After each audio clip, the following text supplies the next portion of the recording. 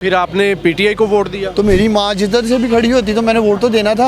आपने नहीं देना था तो फिर ना सवाल करना है मुझे यार। आप ये कह रहे हैं कि मैंने सियासत भी छोड़ दी है, एक्टिविटी भी कर रहे हैं, बड़े एक्टिवली। भाईजान मैं वोटर नहीं हूँ। ठीक है। आपके वोट पे कोई डाका डालेगा तो आप इंसाफ लेने नहीं आएंगे। मैंने वोट डाला अपनी माँ को। इम्तियाज साहब, ख्वाजा आसिफ, तीनों इलेक्शन हमसे आ रहा हुआ है। इलेक्शन कमीशन ऑफ पाकिस्तान ने भी इतना ओपन धांधला हुआ है तो उन्होंने भी देखते सार स्टे दे दिया है।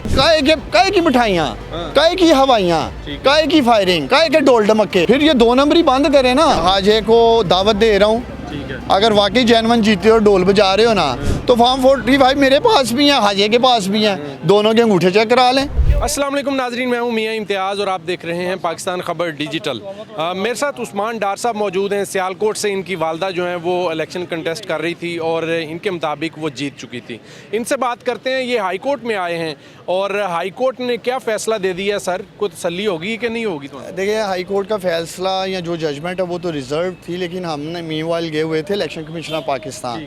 यहाँ आने का हमारा मकसद यही था कि हमें क्विक रेमेडी मिले और स्टे हो जाए। लेकिन अल्लाह का शुक्र है इलेक्शन कमीशन ऑफ पाकिस्तान ने भी इतना ओपन धांधला हुआ है तो उन्होंने भी देखते सार स्टे दे दिया है। अब 14 तारीख को उन्होंने रिकॉर्ड तलब किया है आरओ से, और जब भी जो भी फॉर्म 45 आरओ लेके आएगा हमारा एक ही मुतालबा है कि उसका फ्रांसिक करा लें। और अगर उससे ख्वाजा आसिफ जीत रहा होगा, मैं और मेरी वालदा खुद जाकर हाजे को हार पहना देंगे। शर्त ये है कि अंगूठे चेक होने चाहिए। ये दो फॉर्म 45 हो ही नहीं सकते डार साहब, ये सब कुछ कैसे होना है? मकसद ये है फिर काहे की मिठाइयाँ, काहे की हवाइयाँ, काहे की फायरिंग, काहे के डोल डमक्के। फिर ये 2 नंबरी बंद करे ना। हर तरह की ताकत उनके साथ है तो आप भी मान ले। मेरी जान, मेरी बात है, अल्लाह की ताकत, अवाम की ताकत, ये अवाम की ताकत। हमने तो फैसला सुनाया है कि बहुत बड़ी तादाद में वोटर्स निकले हैं, उन्होंने हक राय दही इस्तेमाल किया। तो माशाल्लाह मेरे के बावजूद आप रिजल्ट्स देख लें। मैं फिर आखिर में हाजे को दावत दे रहा हूँ, अगर वाकई जैनवन जीते हो डोल बजा रहे हो ना तो फॉर्म 45 मेरे पास भी है, हाजे के पास भी है, दोनों के अंगूठे चेक करा लें। ठीक है, खत्म हो जाएगी बात। ऐसे नहीं छोड़ूंगा। गली गली में शोर है, ख्वाजा आसिफ वोट चोर है, ये नारा इसका सारी ज़िंदगी पीछा करेगा, मेरा वादा है आपसे। अच्छा डार साहब, ये देखें, ये नताइज जो हैं वो आ रहे हैं और आप ये कह रहे हैं कि मैंने सियासत भी छोड़ दी है, फिर एक्टिविटी भी कर रहे हैं, बड़े एक्टिवली। भाईजान मैं वोटर नहीं हूँ। ठीक है। आपके वोट पे कोई डाका डालेगा तो आप इंसाफ लेने नहीं आएंगे। मैंने वोट डाला अपनी माँ को। वहाँ 5.5 लाख वोटर है सियालकोट में। आपकी वालदा का ताल्लुक किस पार्टी से है?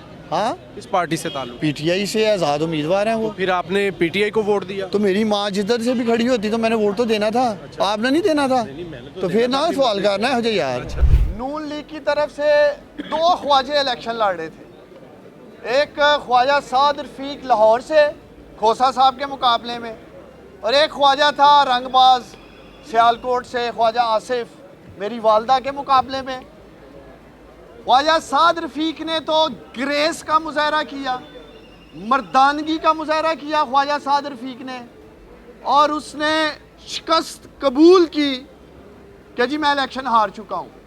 लेकिन नून लीग का दूसरा ख्वाजा रंगबाज सियालकोट वाला, जिसने हमेशा बेशर्मी का मुजाहरा किया है, और मैं समझता हूँ इस दफ़ा ख्वाजा आसिफ ने बेशर्मी का नहीं बगैरती का भी मुजाहरा किया है, इसलिए कि सियालकोट के 5.5 लाख वोटर्स के हक पे इन्होंने डाका डाला है। ख्वाजा आसिफ, कान खोल के सुन लो, तुम वोट चोर हो, वोट चोर ख्वाजा आसिफ। और ये वोट चोर का नारा ख्वाजा आसिफ का सियालकोट की गली गली में पीछा करेगा, मेरा इससे वादा है ये। मैं इसी हाई कोर्ट में कह के गया था कि मैंने सियासत ज़रूर छोड़ी है लेकिन मैंने अपनी माँ का साथ नहीं छोड़ा। और मैं आज मीडिया पे इसलिए खड़ा हूँ, आप लोग पहले भी मुझे कहते थे डार साहब आए हैं हाई कोर्ट बात करें, मैं सिर्फ और सिर्फ इसलिए अब मीडिया पे सामने आया हूँ कि जो डाका 5.5 लाख वोटर्स पे डाला गया सियालकोट में, मैं उनका वकील बन के आया हूँ, मैं उनका वकील बन के खड़ा हूँ आज मीडिया के सामने। ख्वाजा आसिफ में अगर अखलाकी जुर्रत है तो क्यों नहीं ये अपने पोलिंग स्टेशन का कंटोनमेंट में, जहाँ इसका पोलिंग स्टेशन है घर का, 350 वोटों से आ रहा है मेरी माँ से, आज तक फॉर्म 45 सामने नहीं आए। एक फॉर्म 45 नून लीग वाले 5 दिन हो गए सियालकोट ने 71 का जारी नहीं कर सके। कल तक प्रिजाइडिंग ऑफिसर्स को प्रेशर दिया गया सियालकोट में, प्रिजाइडिंग ऑफिसर उठाए गए, आए, झूठे रिजल्ट बनाए, साइन करें। बहुत सारों के मुझे कॉल है कि डॉक्टर साहब ऐसा ए वाली ताड़ी मां नाल ज्यादती नहीं करनी, सानू बुलाया जा रहा है, सानू पैसा ऑफर हो रहा है कि आओ तो सानू असी पैसा भी देने हैं, किसी तरीके आके फॉर्म 45 आप लोग बदल दें। अब ये 2018 नहीं है ख्वाजा आसिफ, यहाँ एक टेलीफोन कॉल हुई, इलेक्शन लूट के तुम चले गए, आहर तक जाएंगे। और ये मेरा पैगाम उन सरकारी अफसरान के लिए है, ये जो इस धांधली में मुलव्वस हैं, वक्त बदलते देर नहीं लगती, इस्तगासा करेंगे। डीपीओ हसन इकबाल जो बुचर ऑफ सियालकोट है, बुचर ऑफ सियालकोट, जिस तरह बुचर ऑफ गुजरात नरेंद्र मोदी, जिसने इस्तेसाल किया, कत्लेआम किया मुसलमानों का गुजरात में, इसी तरह इस डीपीओ हसन इकबाल ने सियालकोट के लोगों की तज़ीक की है। सियालकोट की माओ बहनों के सरों से दुपट्टे उतारे हैं इस डीपीओ ने, वो आसिफ के कहने पे घर तोड़े हैं इसने। और ये आरओ जो एडीसीआर है सियालकोट का, 10 मरले जमीन आप लोगों को याद होगा, मेरी माँ यहाँ इंसाफ लेने आई थी, 2 नंबर तरीके से इस आरओ इकबाल ने मेरी माँ को इलेक्शन से आउट करने के लिए करोड़ों रुपए पकड़े ख्वाजा आसिफ से, करोड़ों रुपए पकड़े, 2 नंबर फर्द बनाया। एंटी करप्शन में जा रहे हैं, अदालत में जा रहे हैं, इन दोनों को लेके जा रहे हैं। डीपीओ सियालकोट और आरओ इकबाल ये मरकजी किरदार है ख्वाजा आसिफ की इस धांधली के। और आखिर में मैं यही कहूँगा पाकिस्तानी कौम को, जिस जिस हलके में जिस जिस उम्मीदवार ने डाका डाला है, जो जो सरकारी अफसर इस धांधली में मुलव्वस है, इनका सोशल बाइकाट करें, इनको शादियों पे दावत ना दें, इनको किसी जगह भी दावत ना दें, इनकी फैमिलीज को रियलाइज कराएं कि इन्होंने जो क्रिमिनलिटी की है, ये लोग कौमी मुजरम है। ख्वाजा आसिफ कौमी मुजरम तो था ही, अब ये सियालकोट के लोगों का मुजरम है।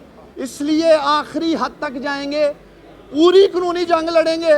मैं शुक्रगुजार हूँ ईसीपी का, सिकंदर सुल्तान राजा साहब का, कि मेरी माँ को इंसाफ देने के लिए आज उन्होंने फैसला होल्ड किया, स्टे दिया। लेकिन चीफ इलेक्शन कमिश्नर साहब सिकंदर सुल्तान राय साहब, अभी बात यहाँ ख़त्म नहीं होगी। 2021 में मैं मीडिया को याद दिलाना चाहता हूँ, डस्का इलेक्शन धुंधो पड़ गई जी। यही थे chief election commissioner Sikandar Sultan राय साहब, जिन्होंने रात के 3 बजे IG Punjab, chief secretary Punjab को मरासला जारी किया कि नुशीन इफ्तिखार जो नून लीग की कैंडिडेट थी, उसी सियालकोट की बेटी थी, रिजल्ट रुक गया, इलेक्शन नुल एंड वाइड हो गया। नुशीन इफ्तिखार को सिकंदर सुल्तान राय साहब ने इंसाफ दिया।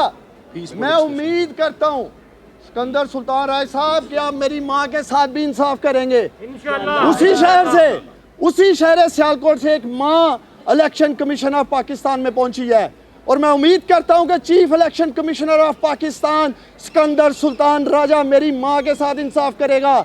इस इलेक्शन का ऑडिट होगा, इंस्पेक्शन होगी, बैलेट पेपर चेक होंगे, फॉर्म 45 चेक होंगे। जो हमारे पास फॉर्म 45 है, हमारा मुतालबा उसके अंगूठे चेक किए जाएं, अंगूठे चेक करें, और जो अब अंगूठे लगाए गए हैं फॉर्म 45 पे, वो भी फ्रांसिक हों, पता चले कि वो अंगूठे किन लोगों के हैं। सिर्फ 358 फॉर्म 45 के अंगूठे चेक करवा लो, सब फाइनल हो जाएगा कि किसने धांधली की है या किसने की। बहुत शुक्रिया।